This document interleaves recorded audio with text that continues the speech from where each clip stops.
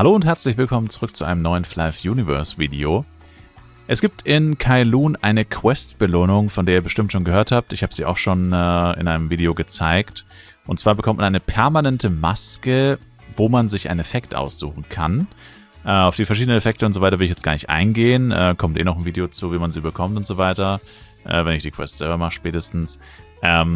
Jetzt geht es erstmal darum, es gibt die Möglichkeit als Mage, also spezifisch jetzt für Mage, noch spezifischer für Arcanist, aber ich würde jetzt mal behaupten, für Mentalist wird es höchstwahrscheinlich ähnlich aussehen.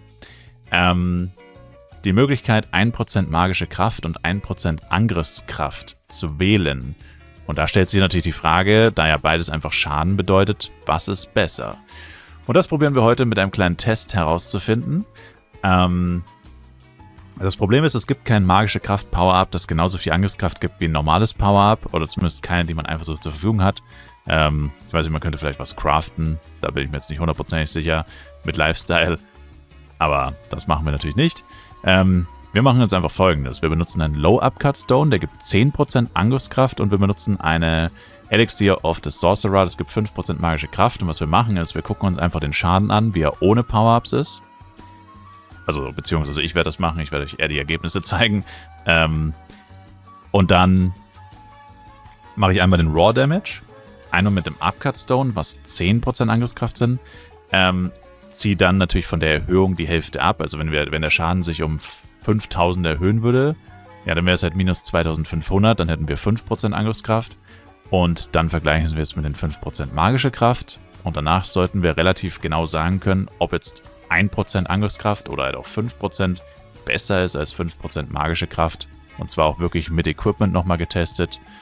Wobei es jetzt tatsächlich, ich würde den Schaden relativ niedrig halten.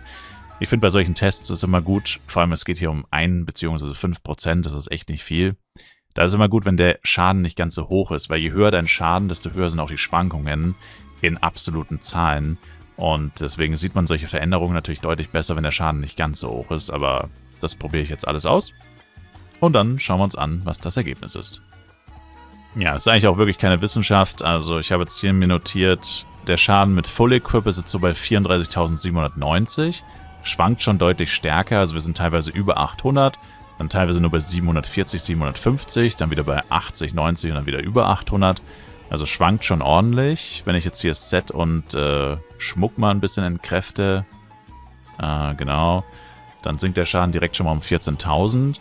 Dann sind wir bei 14.950, habe ich jetzt aufgeschrieben. Sind sehr oft 60, 70. Das ist natürlich der Vorführeffekt, aber es waren davor auch weniger. Damals gerade 50, 58, 76. Ja gut, okay, vielleicht dann doch eher 60, 60, 90, 65. Ja, dann vielleicht eher so 60. Ja, 50 bis 70 habe ich aufgeschrieben, genau. Sagen wir 60, sowas in dem Dreh. Genau, das war jetzt alles Raw, natürlich ohne Buffs auch. Und mit Earthquake immer getestet natürlich. Der Skill sollte natürlich auch der gleiche sein. Genau. Dann müssen wir jetzt den Low-Upcut aktivieren. Dann schauen wir das gleich jetzt hier nochmal. 22, 6, 1, 6, 2, 6, 4, 6, 2... Man eigentlich, wenn man es ganz genau machen will, greift mal 100 Mal an, schreibt das alles in eine Excel-Tabelle und lässt sich dann den Durchschnittswert oder so durchrechnen, aber das ist mir jetzt zu aufwendig, weil ich meine, da geht es um 10 bis 20 Schaden, also so wichtig ist es dann jetzt auch nicht. Also sitzt hier sehr oft 1, aber immer wieder auch 4, jetzt sogar 0, 6, 0, 6, 0. Ja, ich würde sagen so, ja eigentlich wären es so 25, jetzt will ich jetzt nicht mit so ganz kleinen Zahlen anfangen, machen wir einfach 30, also 22, 6, 30. Und mit Equip dann noch, nur zur Kontrolle, dass sich mit noch besserem Equipment, mit Angriffskraft, magischer Kraft im Equipment, es nicht viel ändert, aber die Veränderung müsste eigentlich immer gleich sein. Pi mal Daumen. Also hier sind wir jetzt bei 36,9, 9,7, 9,8, 9,5, 9,3, 9,9, 9,8, 9,5, 9,2. Also da ist jetzt auch wieder alles dabei. Ich würde sagen auch wieder einfach 9,6. Erstmal noch einen Refresher heute aktivieren. Also 36,96 würde ich jetzt sagen. Aber ja, das ist halt das Problem. Je höher der Schaden, desto stärker sind auch die Schwankungen. Hier schwankt es jetzt um teilweise fast 100. Ist auch nicht viel, aber wenn wir eine Veränderung von wenigen Prozenten ablesen wollen, dann sind diese 100 halt am Ende dann schon relativ relevant. Also müssen wir schon probieren, da möglichst die Mitte zu nehmen, wenn dann... Aber ja, hier ist es wirklich von 0 bis 100, ist fast alles dabei. Genau. Und dann ballern wir jetzt den raus. Alles aufgeschrieben, genau. Und was uns jetzt noch fehlt, ist magische Kraft. Davon einen zu wasten ist natürlich ein bisschen painful, aber gibt Schlimmeres. Genau, also jetzt wichtig, dass nur magische Kraft aktiv ist. Also das jetzt bei der Crit-Rate. Genau, und jetzt haben wir hier 36... 1... 9, 6, 5, 2, 6, 4, 5, 8, 9, 8. Ja, ich würde sagen, das ist eher so 7. Das war sogar 2, 2. Wow. Okay, schwankt noch krasser. Holy moly. Ja, schwankt auch hier um fast 100. Oder um, ja, 70 mindestens. Da würde ich jetzt sagen so 80, vielleicht sogar 90, aber eher 80. Nehmen wir 36, 1,80. Das denke ich fair. Das ist relativ in der Mitte von allen Beträgen, die wir so gesehen haben. Genau. Und dann Set aus und Kette aus. Genau. Und dann haben wir 21, 8, 3, 2, 6, 7, 7, 3, 4, ja, das wird wahrscheinlich auf 5 rauslaufen. 3, 5, 3, 7. Ja, ich denke, da ist 5 wirklich die goldene Mitte. Also 21, 8, 50. Okay. Das sind unsere Rohdaten und jetzt müssen wir natürlich bei den 10% von dem Upcut Stone noch die 5% rausrechnen, weil das waren ja 10% ATK versus 5% magische Kraft, also müssen wir jetzt noch die Hälfte von der Veränderung abziehen. Und für die Ergebnisse bin ich jetzt doch kurz in Excel gesprungen, weil man es so, glaube ich, besser zeigen kann. Also, der Gewinner ist in meinem Vergleich bei meinem Equipment tatsächlich die magische Angriffskraft. Also, ohne war das der Schaden. Also, rechts ist mit Equipment. Ich meine, sieht mir offensichtlich, rechts mit vollem Equipment.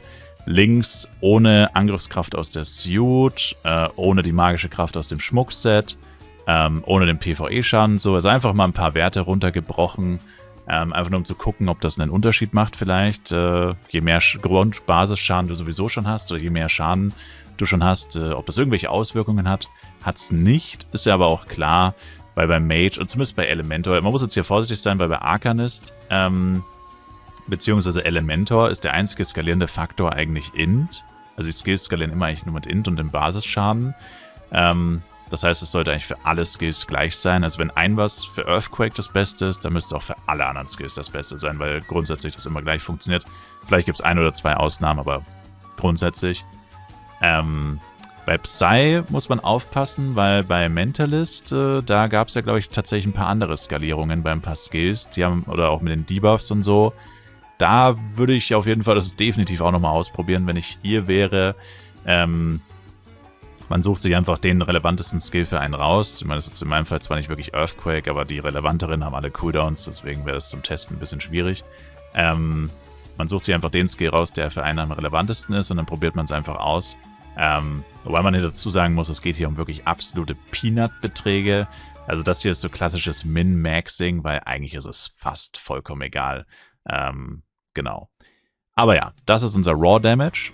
Dann, was habe ich gemacht? Naja, jetzt richtig simpel. Ich habe einfach den Betrag hier genommen, die Veränderung rausgerechnet. Die Veränderung waren 1670 und die 1670 geteilt durch 2 sind 835. Also habe ich hier den Raw-Betrag genommen und 835 einfach dazu gerechnet. Ja, und wenn ich jetzt hier auf die 21.795 plus 835 komme ich auf die 22.630. Und wenn ich die 22.630 minus 1670 rechne, komme ich auf die 20.69. Und deswegen habe ich ja gesagt, es ist schon relativ blöd, wenn das so sehr schwankt, weil, jetzt sieht man schon, die insgesamte Veränderung ist minimalst. Und das ist schon echt wenig. Also es ist fast identisch, aber ich habe ja die Schätzmethode, die ich benutzt habe, war ja echt immer die gleiche, möglichst den Mittelwert zu hitten. Wenn man ganz mathematisch vorgehen würde, wie gesagt, dann müsste man es 100 Mal machen und dann wirklich auswerten. Es lohnt sich jetzt aber in dem Fall einfach nicht, weil es doch relativ, also ich würde es nicht sagen offensichtlich ist, aber es ist relativ egal, weil es einfach fast keinen Unterschied macht. Selbst bei meinem Equipment, und mein Equipment will ich jetzt schon behaupten, ist ziemlich gut, also eher am High-End von dem, was möglich ist an Schaden. Und ich sag mal, wenn es da dann schon so einen geringen Unterschied macht, dann, wenn man noch schlechteres Equipment hat, macht es noch weniger Unterschied. Und dann ist es doch eigentlich echt fast Jacke wie Hose.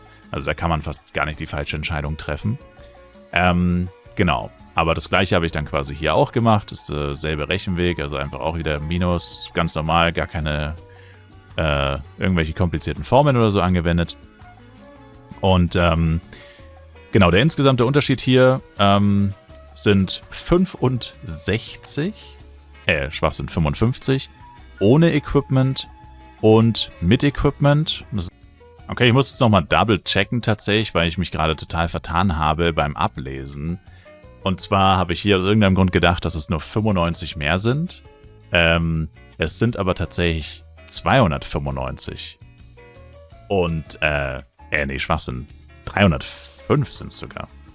Ja, 305. So, ich bin so lost, also ist auch 3 Uhr nachts.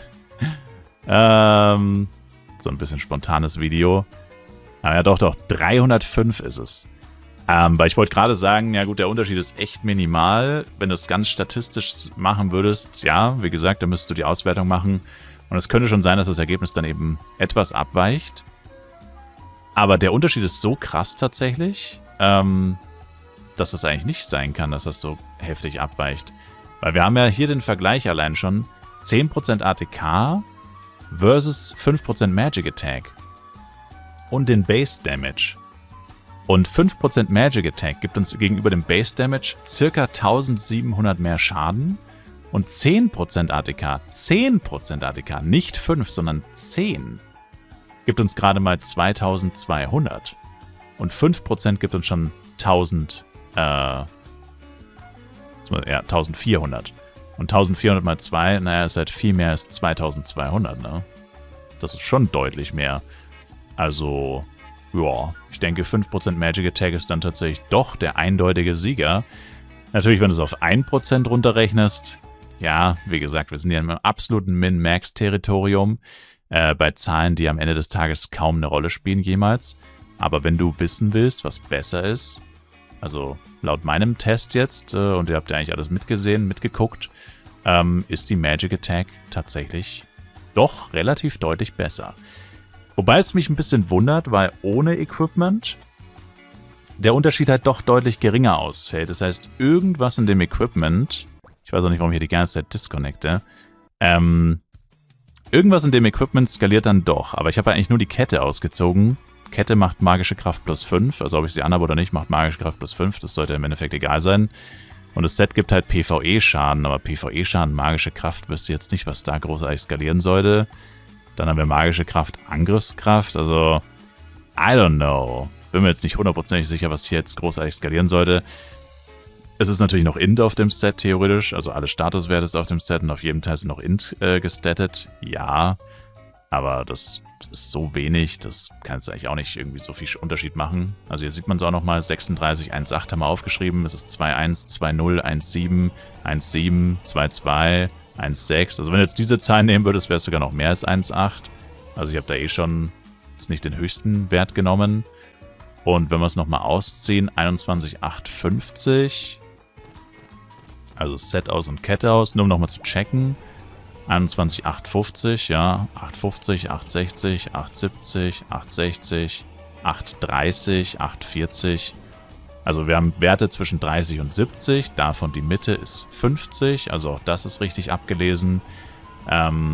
Gut, mit ATK will ich es jetzt nicht nochmal machen, aber ja, es ist ja auf Video, also es ist relativ eindeutig, dass magische Kraft besser ist als ATK. Zumindest bei einem Endgame-Arcanist mit einem sehr guten Equipment.